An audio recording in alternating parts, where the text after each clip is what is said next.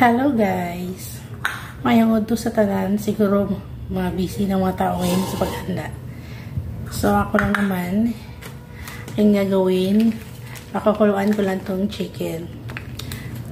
And then, pagpakuluan ko siya, lalagyan ko siya ng mga spices. Meron siyang onion, garlic, and luya.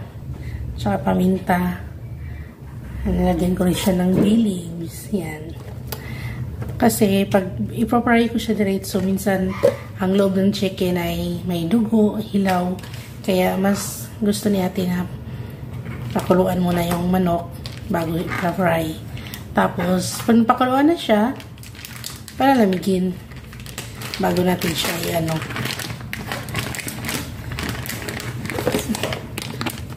Dalawang kilo ito. Yung aking pakuluan. Saka timplahan ko na para mas masarap siya mamaya.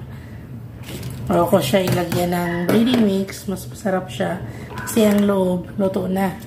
Hindi na siya, hindi ka na mag-worry na hilaw or may dugo. At guys, pag gano'n ang gagawin nyo sa chicken, hindi rin siya kala sa mantika.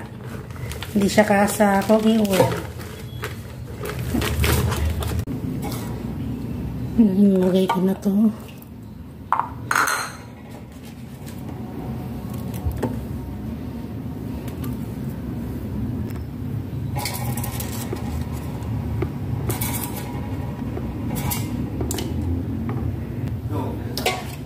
Lagyan ko na siya ng water.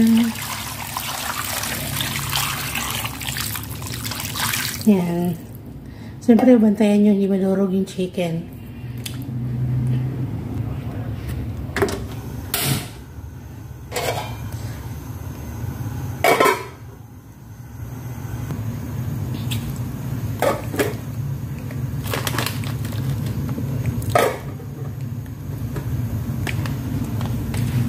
Habang nagbantay ko sa aking pinakuluan, yan, kain tag-fish crawfish.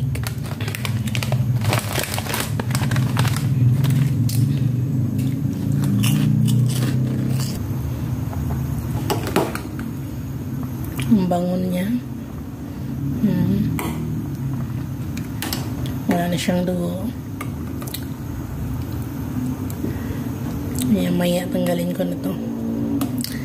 Then palamigin ko ito.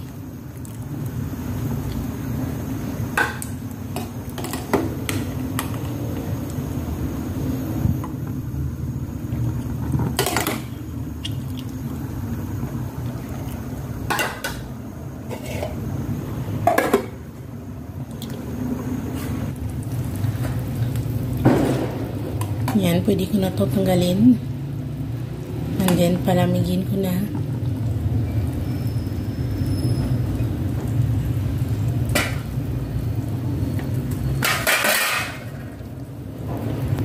Mas lalo itong mabango pag may tanglad. Pero, wala akong tanglad. Hindi ko nakabili kanina. Nakalimutan ko. So, yan. Pinatulog ko muna siya. Para pag lumamig na, pwede na siyang lutuin. Pwede ko siya i-fry, nilagyan ko siya ng breading mix. So, sunod ko namang i-prepare yung panghalo ko sa pasta. Kasi madali na lang magluto pag lahat naka-ready na. Kaya i-ready ko na muna. Kasi yung ground beef ko ay naka-frozen pa. So, itong lahat ng lutuin ko mamaya pa namang gabihan. Prepared ko lang para tuloy-tuloy ang luto. Hindi yung nag-ready ka pa, saka magluto. Maganda yung naka-ready na para tuloy-tuloy yung magluto. Unahin ko muna yung hotdog. Yung hotdog. Hindi ko yung naubusin lahat kasi masyado siyang marami. Ang kalahati lang niya na aking halo sa aking pasta. Yan na, tapos na-fry sa aking buffalo wings. Nagawa na ako ng sauce. Ito yung chicken, pinakuluan ko kanina. Yan. Meron pa.